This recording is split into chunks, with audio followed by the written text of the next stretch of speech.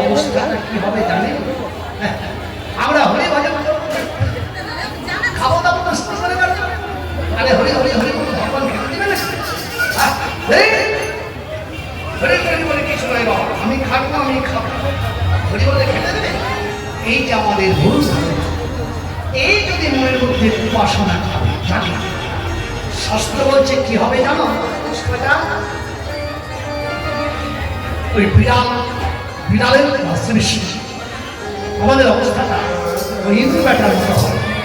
কেমন ইঁদুর ব্যাটার মতো? তাহলে সে একটা ইঁদুর জলে ভিজতে ভিজতে পাহাড়ের মধ্যে চলে গেছে, পাহাড়ের উপরে পেছন থেকে একটা বিড়াল তাকে তাড়া করেছে। বিড়ালের আরেকটি কোনো ঘটনা পেয়ে দৌড়ে এক সাধু বাবার পায়ের তলে গিয়ে লুকিয়ে গেছে। সাধু বাবা বলছে, কিরে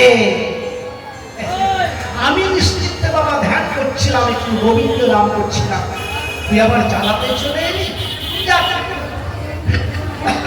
যারা আশ্রয় চায়, এই যে মায়েরা যারা আশ্রয় চায় তাদেরকে কিন্তু পালিয়ে দেবেন না, তাদেরকে আশ্রয় দেবেন। হ্যাঁ, তুই যখন আমার কাছে আশ্রয় নিয়েছিস, আশ্রয় দিলাম। ও বিড়াল থেকে ভয় পাইছিস, যাবে না তুই বিড়াল থেকে। কিন্তু তার সঙ্গে সঙ্গে বিড়াল হয়ে গেল। সাধু বাবা ওই বিড়ালটা তার ছিল, পালিয়ে গেল। এখন সাধু বাবা আশীর্বাদ বিড়াল, ইঁদুর থেকে বিড়াল হয়েছে। ও এখন রাজ করছে পর্বতটাকে। একটা ভুৎকার করা বোনা কুকুর ওই বিড়ালটাকে দেখে খাবে, দৌড়িয়ে এসেছে। বিড়াল দেখছে আমার তো আর বাঁচার উপায় নেই, সাধু বাবার পায়ের তলে সে কিরে আমার ভজন সাধনার হতে দিলি না, জ্বালাতে এলি। ওই কুকুর থেকে ভয় পেয়েছিস, যাও একটা কুকুর হয়ে গেল। সঙ্গে সঙ্গে রূপ পরিবর্তন, কুকুর হয়ে গেল। সাধু বাবার আশীর্বাদী কুকুর, একবার তেল চুপচিপি গঙ্গাখানা হলকা পড়া কুকুর হয়ে গেছে। কুকুর তো পালিয়ে গেল, রাত করছে গোটা পর্বতটাকে ওর কাছে আসছে। সাধু বাবার কুকুর বলে কথা, বনের মধ্যে গিয়েছে, একটা বুনো বাঘ তাকে তাড়া করেছে।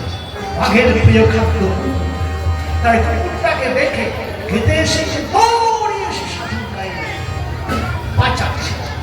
বললাম না, বললাম না, নিজের ভাষাতে ফিরে ভয় পেয়েছে, সামান্য বাঘ যাওয়ার কারণে বাঘ হয়ে যায়। সাধু বাবা যেই বলেছে বাঘ হয়ে যায়, সঙ্গে সঙ্গে বাঘটা মনে করছে, বাবারে সাধু বাবা আমাকে, আমি ছিলাম ইঁদুর, ইঁদুর বেটা থেকে হলাম বিড়াল, বিড়াল থেকে হলাম কুকুর, কুকুর থেকে হলাম বাঘ। এই 1-2 মাস ঘুরতে ঘুরতে আরো যখন হুক্কা পড়া হয়েছে, তেল চুচিকে বতরখানা যখন হয়েছে, সব বাঘ দেখে যখন ভয় করছে, তখন মনে মনে করছেন বাঘের মনে একটা বুদ্ধি চলে, কি আরে আমি তো বাঘ, আমি তো বাঘ নই সত্যিকারে, আমি ছিলাম ইঁদুর বেটা, ইঁদুর থেকে হলাম বিড়াল, বিড়াল থেকে কুকুর, কুকুর থেকে বাঘ। এই কথাটা যদি সমাজে কোনো পশু পাখি জেনে নেয়, পশুরা জেনে নেয়, আমাকে তো সম্মান দেবে না, জানতে দেওয়া হবে। কিন্তু সাধু বাবা যদি থাকে, ও যদি কাউকে বলে দেয়, রে আমার বাঘরে ইঁদুর ছিল, ইঁদুর থেকে আশীর্বাদ তিনি বাঘ করেছি, তাহলে তো আমার মান সম্মান থাকবে। আরে বাবা না থাকবে, বাঁশ না বাজবে, ফেলে দেবো মানে। আরে বাবা সাধু বাবাকে যদি খেয়ে নিই, তো বাঘ খেতে পারবো না, সাধু বাবাকে যদি খেয়ে নিই তাহলে ব্যাস কেউ বলতে পারে না। তারা এই নদী নিয়ে ওই যে আমরা ভগবান না খবর, ভগবান বলে কিছু আছে, ভগবান বলে কিছু নাই, আমি ভগবান, আমি না করলে তো হবেই না। ব্যাস একেবারে হপ করে যেই বাঘটা সাধু বাবাকে খেতে গিয়েছে, সাধু বাবা মনের ভাবটা বুঝতে পেরেছে, আর বুঝতে পেরে বলছেন আমার কি আমার বুকে আরে ইঁদুর বেটা থেকে বাঘ হয়ে আমার মনে খুব বাসনা, খুশি করবো, আবার তুই ইঁদুর হয়ে যা। আর যেই কমন্ডলের জল ছিটিয়েছে চুপ চুপ চুপ চুপ করে একেবারে ঢুকে গেল খালের মধ্যে। শাস্ত্র জানিয়ে দিলে দেখো যাবো, এটা তো দার্শনিকের দৃষ্টান্ত। সিদ্ধান্ত কি, আমরাও চলাচল যদি ভ্রমণ করতে করতে কখনো ইঁদুর ছিলাম, কখনো কীট পতঙ্গ ছিলাম, এমনি করতে করতে গোবিন্দ হয়তো বানর করলো, পশু করলো, তারপরে হনুমান করলো, কোনো সময় মনের মধ্যে বাঘ করলো, এমনি করতে করতে গরু রূপে জন্ম দিল, তারপরে মানুষ রূপে জন্ম দিল। মানে এখন বাঘ, এখন ভাবি যাবো যে আমাদের দিল কৃপা করে, এখন তাকেই চিনতে পারছি না সাধু বাবার মতো, আমরা ভগবানকেই মানছি না। তাহলে কি হবে? ইঁদুরের যে অবস্থা হয়েছে, বলে মোদের দশা তেমনি হবে,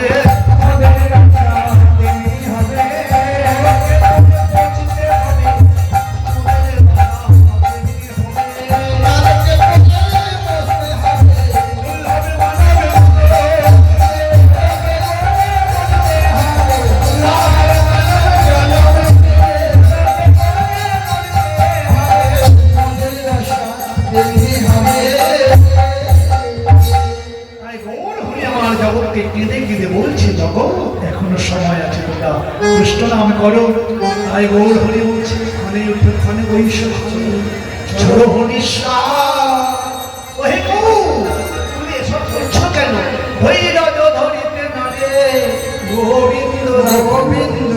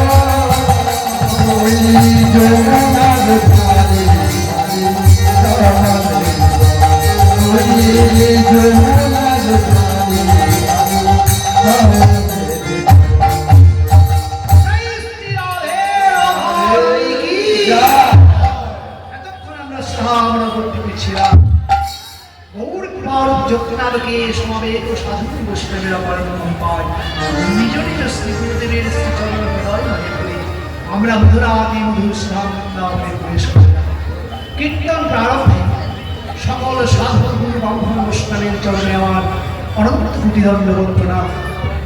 তাছাড়া সামনে দাহিনে বামে দেখতে পাচ্ছি আমার আত্মায় শক্তি যোগমায়া অংশ কলা স্বরূপী ভক্তিমূর্তি মায়েরা। মাগো শুনলে হাসবেন, দুঃখ পাবেন, মারতে মন যাবে। আপনাদের মতো মায়ের গর্ভেই আমার কিন্তু জন্ম হয়েছে। আমি আকাশ থেকে পড়ে যাই। আপনাদের মতো আমার মা ঠিক আপনাদের বলেছি, আপনাদের মতো মায়ের গর্ভে আমার জন্ম হয়েছে, পৃথিবীর আলো দেখিয়েছে মা আমার। তাই আপনাদেরকে দেখলে আমার মায়ের কথা মনে পড়ে। মায়ের সেবা তো জীবনে করতে পারিনি। শাস্ত্র বলেছে, শাস্ত্রে একটা কথা বলেছে, শুনে নাও মায়েরা এবং আগামী প্রজন্মের ছেলেমেয়েরা শুনে নাও। শাস্ত্র বলেছে যারা মা বাবাকে সম্মান, শাস্ত্র নেই, কৃষ্ণ নিজের এটা কৃষ্ণ নিজের মুখে বলেছে। আর ভাগবত, যারা মা বাবাকে সম্মান না করতে পারে তারা কখনো ভগবানকে সম্মান করতে পারে না। এবং মা বাবাকে যারা সম্মান না করে, প্রণাম না করে, তাদের প্রণাম গোবিন্দ গ্রহণ করে না, কুকুর শিয়ালে গ্রহণ করে। মা বাবাকে ভক্তি না করে, মা বাবাকে খেতে না দিয়ে, এই যে মা বাবা জীবিত থাকতে খুব দামি কথা শুনে নেন, মা বাবা বেঁচে থাকতে এখন শুকনো মুড়ি দিলাম না, দুটো ভাত খেতে দিলাম না, মা বাবা মরে যাওয়ার পর কাতলা মাছের পেটি দিয়ে ভোজ তৈরি করছে। এটা আমার বাবা কিন্তু ভালোবাসত, পেটিটা সাদা দিয়ে ভাত সাদা দিয়ে গঙ্গার ধারে দিয়ে আসছে। মরে বেটাকে জুতোর বাড়ি আর খাওয়া বেয়াদব কোথাকার। বেঁচে থাকতে মা বাবা ভিক্ষার পাত্র নিয়ে স্টেশনে ভিক্ষা করে বেরিয়েছে, দুটো খেতে নিতে পারিস মা বাবার নয়। এই কাতলা মাছের পেটি দিয়ে হাজার জনকে নিমন্ত্রণ করে খাওয়াচ্ছে। গোবিন্দ যতই তুমি ভজন করে, যতই শাসন করে, কিচ্ছু হবে না। দুঃখিনী মা, দুঃখী বাবা পেটের জ্বালাতে ছটফট করছে। একবার বাবা বলে ডাকো, একবার মা বলে ডাকো না। ভগবান শ্রীকৃষ্ণ নিজের মুখে বলেছেন, যারা বাবা মাকে সম্মান না করে গোছার গোছা ধূপকাঠি দেবতার সঙ্গে জ্বালিয়ে বেড়াচ্ছে, মা কালীর থানে, মা মনসার থানে, আর গোবিন্দের থানে, আর খুব ভালো করে কাঁচের হাত তালিয়ে ধূপকাঠি জ্বালছে। বলছে ওই ধূপের ধোঁয়া কখনো দেবতা গ্রহণ করে না, ওই ধূপের ধোঁয়া গ্রহণ করে কুকুর শেয়ালের নাকে যায়। ভগবান শ্রীকৃষ্ণ নিজের মুখে বলেছেন, শুনে সবই কৃষ্ণের মুখের বাণী, ফালতু কথা ভাবতেন যে কীর্তন শুনতে এসেছেন। শাস্ত্র বলেছেন যে মা বাবাকে যারা সেবা করছেন বা করেন বা করবেন, তারা যদি কৃষ্ণকে ভজন নাও করেন, তারা যদি গোবিন্দকে ভজন নাও করেন, কোনো দুঃখ নেই, নিশ্চিত সে গোবিন্দ চরণ পাবেই পাবে। আমার কোথায় কোনো বস্তু থাকেন, কোনো যদি সত্যাকার থাকেন, আমার সামনে এসে দাঁড়ান, আমি চ্যালেঞ্জ করছি আপনাদের। ওই দেখেন ইউটিউব চলছে, সব জায়গাতে চালান, আমি চ্যালেঞ্জ করে বলছি, শাস্ত্র বলছেন শ্রবণ কুমার নামে একজন ঋষি ছিলেন, অন্ধমুনির প্রিয় পুত্র শ্রবণ, সিন্ধুমুনি বলা হতো শ্রবণ কুমার। কোন দেবতাকে ভস্তে গিয়েছিলেন যার জন্য রামচন্দ্রকে 4 ভাগে রক্ত হয়ে আসতে হলো, জানেন এটা? দশরথের ঘরে কৌশল্যা কইকেয়ী দৈবকী ধরে কার জন্য? অন্ধমুনির প্রিয় পুত্র সিন্ধুমুনির জন্য কোনোদিন দেবতাকে ভজে না। মা বাবাকে আগের দিনে ছবিটা দেখা যেত, আমাদের সংস্কৃতি আস্তে আস্তে উঠে যাচ্ছে, হিন্দু শাশ্বত সনাতন ধর্ম আস্তে আস্তে আমরা মনে কিছু নেবেন না, ছাগলের মতো হয়ে যাচ্ছে। এই তো কালকেই দেখলাম, আজকেও দেখলাম, ছাগলকে কাটছে, আর কয়েকটা ছাগল নিশ্চিন্তে কাঁঠালের পাতা খাচ্ছে, হাঁস খাচ্ছে। এরপরেই তো নম্বরটা চলে আসবে, ওটা খেয়াল নেই। হিন্দু শাশ্বত সনাতন ধর্ম আমরা পিছিয়ে পড়ে যাচ্ছি। আমার বন্ধুকে, আমার ভাইকে, আমার জ্ঞাতিবর্গকে ওইখানে বিধর্মীরা পিটছে, আমরা চুপ করে দাঁড়িয়ে আছি। আরে ও দোষ করেছে, কাটছে মানুষটা না, ওই ছাগল কাটা হয়ে যাবে বন্ধুগণ। আজ দেখবেন না ওই ছাগলটাকে কাটছে, আর ওই ছাগলটা নিশ্চিন্তে খাচ্ছে। এরপরে জন্য নম্বরটা আসবে, জানেন তো? তেমনি আজ আমার এই বন্ধুকে বাবার পাড়া প্রতিবেশীকে পিটছে। আপনি গিয়ে রুখে দাঁড়ান, হিন্দু শাশ্বত সনাতন ধর্ম, ওকে মারছে আমার বেঁচে থাকলেই যথেষ্ট। শাস্ত্র বলছেন যে ওর মেম্বারটা আজকে কাল তোমার মেম্বার আসবে, তোমাকে কে বাঁচাবে? একসঙ্গে হংস হয়ে আমার সাথে আছে ভগবান। তুমি চিন্তা করো না, হও ধর্মেতে ধীর, হও উন্নতশীল, তাহা হও ধর্মেতে ধীর, হও কর্মেতে বীর, হও উন্নত শেষ নাই হয়। ভুলি ভেদাভেদ জ্ঞান হও সবে আগমন, ওকে মারছে মারুক কানা, একসঙ্গে হও সবে আগমন। কি চিন্তা করছো? সাথে আছে ভগবান। কি বলছেন? যাদা যাদা হি ধর্মস্য গ্লানির ভবতি ভারত অভ্যুত্থানম ধর্মস্য তদাত্মনাং সৃজম্য। তুমি দলটা ধরে রাখো, আমি তোমার পেছনে আছি, তোমার পেছন থেকে আমি আগে যাবো। তুমি ধরে দেখো, করণী তো ধরে দেখো। যখন যখন ধর্মের কানে হয়, ওই শাশুড়িকে পরিত্রাণ করতে, ধর্মের কে পুনর্জীবিত করতে, ওই সাধুগণের পরিত্রাণ করতে এবং দুষ্কৃতদের বিনাশ করতে যুগে যুগে আমি যে অভিজ্ঞ হই। অতএব তোমরা এগিয়ে চলো, তুমি সাথে সাথে আছে ভগবান, হবে জয়, জয় আমাদের হবেই। তাই ভগবা ওই মা বাবাকে বাদ দিয়ে কখনো কৃষ্ণ ভজন হয় না। তার চাঞ্চল্য প্রমাণ সিন্ধু অন্ধমনের প্রিয় পুত্র বাহক নিয়ে মা বাবাকে তীর্থে তীর্থে পর্যটন করে নিয়ে এবার চালিয়ে দিয়েছিল। ক্যালেন্ডারটা এখনো দেখতে পাবেন কোনো কোনো জায়গায় আছে কি? ঠিক বলেছে না ভুল বলেছে? আপনার আগে বলুন, দেখেছেন তো ছবিটা? ঠিক আছে, তাহলে মা বাবাকে যদি ভজনা করা যায় তাহলে স্বতন্ত্রভাবে আর কোনো দেবদেবীর ভজনা প্রয়োজন হয় না। আর যারা মা বাবার প্রাণে কষ্ট দিয়ে, মা বাবাকে খেতে না দিয়ে, মা বাবার প্রাণে দুঃখ দিয়ে যারা কৃষ্ণ ভজন করছে, যে মালা জপ করছে, দেখে নেন হিন্দু তো চলছে, আপনারা দেখে নেন। কোনো কোনো বড় মহাজনকে বলবেন যে কৃষ্ণ দাস বাবাজি এই কথাটা বলেছেন, যারা মালা যাচ্ছেন, যারা কৃচ্ছ সাধন করছেন, যারা বদ্ধ পূর্ণিমা পালন করছেন, একাদশী পালন করছেন, শীত চতুর্দশী পালন করছেন, জন্মাষ্টমী পালন করছেন, এগুলিকে বলা হচ্ছে ভণ্ডামি ছাড়া কিছু না। এরা সবাই ভণ্ডামি করছেন। মূল জায়গায় গুরু তিন প্রকার। গুরু ছেড়ে গোবিন্দ ভজে, সে পাপী নরকে মজে। গুরু তিন প্রকার। প্রথম গুরুরা কি জানেন? মা বাবা। দ্বিতীয় গুরু শিক্ষা গুরু, যিনি জ্ঞানের আলো জ্বেলে দিলেন। 3 নম্বর গুরু মা আত্মারাম ভগবান শ্রীকৃষ্ণ। অতএব গুরু, প্রথম গুরুকে যদি আপনি বাদ দিয়ে দিলেন, এক যদি লেখাটাই বাদ দিয়ে দিলেন, শূন্য দিয়ে ভরে গেলেন। এক লেখার পর শূন্য দিলেন 10, তারপরে শূন্য দিলে 100 হবে, তারপরে শূন্য দিলে 1000 হবে। কিন্তু প্রথমে একটাকে আমি লিখলাম না, শূন্য দিয়ে গেলাম। হবে হবে কিছু হবে বাবা, বলুন আপনারা থাকেন, হবে কিছু কি? কিচ্ছু হবে। এক লেখার পর যত শূন্য দিবেন প্রত্যেকটা শূন্য কাজে লাগবে, কিন্তু শূন্যগুলা রেখে দিয়ে আপনারা যদি মুছে দেন সব বেকার হয়ে যাবে। তাই গৌর হরি আপনারা মা বাবাকে সেবা করতে শিখুন। কৃষ্ণ ভজন হোক হয় না, কোনো বাবাজি থাকলে আপনি আমার কথাটা তুলে ধরবেন যে জগৎ কৃষ্ণ দাস বাবাকে বলছেন, কোন ভাগ্যতে আছে বাবা, এটা কি ঠিক না বেশি বলবেন? চোখে আঙুল দিয়ে আপনাকে দেখিয়ে কৃষ্ণ নিজের মুখে বলেছেন আগে মা বাবাকে সম্মান করে। যারা মা বাবাকে সম্মান করতে না জানে তারা আমাকে খুব ভালোবাসে, তারা কি সম্মান করবে?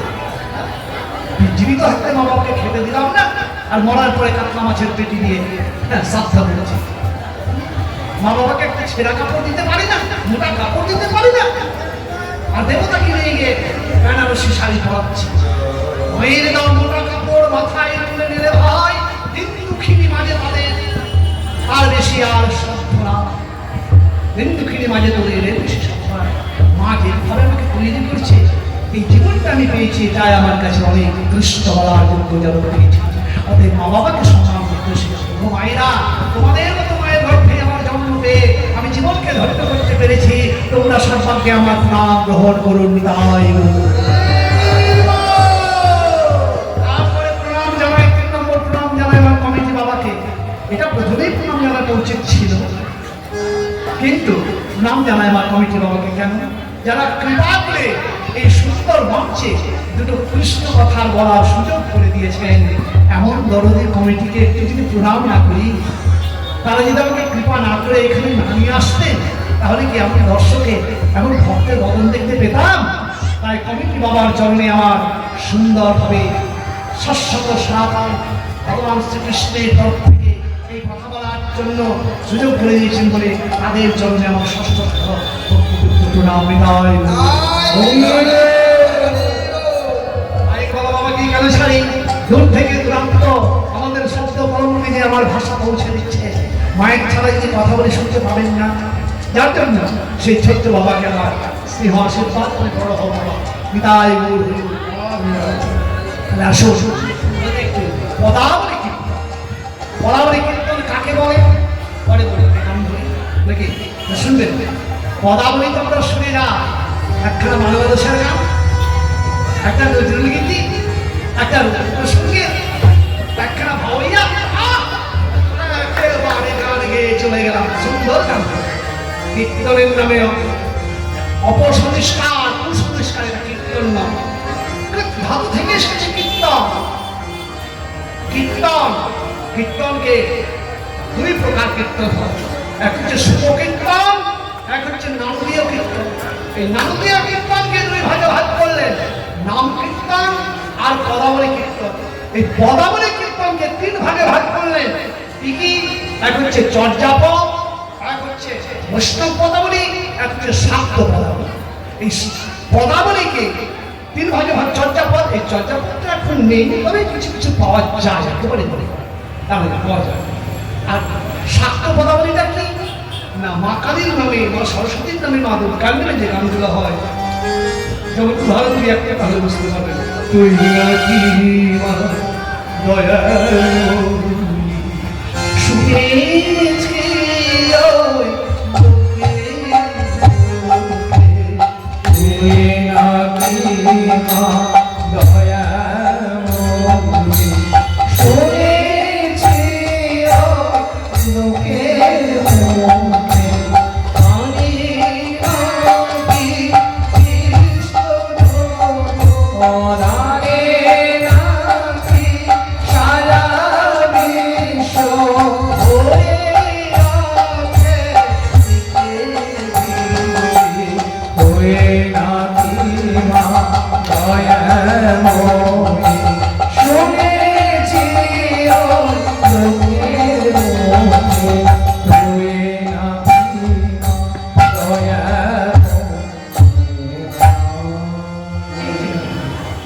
এই গানগুলোকে বলা হয় শাক্ত আর পদাবলী কীর্তন তো আপনারা শুনছেন কিন্তু বিভিন্ন গান দিয়ে এই পদাবলীটাকে রঞ্জিত করে দিয়ে মানুষের রুচিটাকে আমরা বদলে দিয়েছি পদাবলী কীর্তন নয় পদাবলী কীর্তন কাকে বলে একটু জেনে নেন বৈষ্ণব মহাজনীর পদ বৈষ্ণব মহাজনীর পদকে এর মধ্যে রাধা গোবিন্দের যে গীতিগাথা গাওয়া হয় বৈষ্ণব মহাজনীর পদ দিয়ে রাধা গোবিন্দের যে গীতিগাথা গাওয়া হয় তাহাকে বলা হয় পদাবলী কীর্তন তবে পদাবলী কীর্তন শুধু পদাবলী নয় প্রত্যেকটা পদের মাঝে মাঝে মাঝে মাঝে খাঁজে খাঁজে ভাগ্য দিয়ে কথার রস সাজে সাজে প্রত্যেকটা পিছিয়ে পড়া করে হতজীবে অগণিত শিক্ষণীয় বিষয়গুলি ঢুকে রয়েছে এগুলি পদাবলী কীর্তনের মধ্যে আমরা জানতে পারব যেমন কুশলের মধ্যে রস থাকে কিন্তু একটা কুশল কেটে নিয়ে এসে আপনার সামনে দিয়ে ফেলে দেওয়া যায় ভাই ওই কুশলের রস দেখাও দেখানো যাবে না সেই কুশলের রস পেতে গেলে একটা পেশান যন্ত্রের প্রয়োজন যে যন্ত্র দিয়ে রসটাকে বের করে যদি পান করা যায় সায়েন্টিস্ট বলছেন ডক্টর বলছেন সেই রস খেতে গেলে আমাদের একটা মারাত্মক ব্যাধি বলা হয় যার নাম হচ্ছে জন্ডিস ব্যাধি জন্ডিস ব্যাধি বলা হয় কুশলের রস এই পদাবলী যে কুশলের রস এই পদাবলী কীর্তনের রসকে পান করা যায় তাহলে কি হবে না ভবব্যাধিতে আক্রান্ত জীব কেমন না ভবজন্ডিস ব্যাধিতে আক্রান্ত জন্ডিস ব্যাধি হলে কি হয় একটু জেনে নেন জন্ডিস ব্যাধি হলে পেঁপে সেদ্ধ খায় না কলা সেদ্ধ খাবে না ডুমুর সেদ্ধ খেলে ফুটো ফুটো গন্ধ করবে ওটা খেতে চাইবে না পরিণামে তাকে যদি ঘুগনি দেওয়া যায় গপ গপ করে খাবে চপ পেঁয়াজি হ্যাঁ কচরা বেগুনি দেওয়ালে হপ হপ করে খাবে কেন এটা ওই যে জন্ডিস আছে না ওই জন্ডিস জীবাণুটা খাওয়া কিন্তু কলা সেদ্ধ পেঁপে সেদ্ধ ডুমুর সেদ্ধ খাবে না ওটা অনুসন্ধানে খাবে ঠিক তেমনি এই গরিব জীব কেমন জানেন এরা ভালো খাবারটা খাবে না।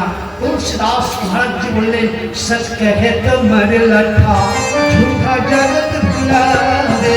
और सच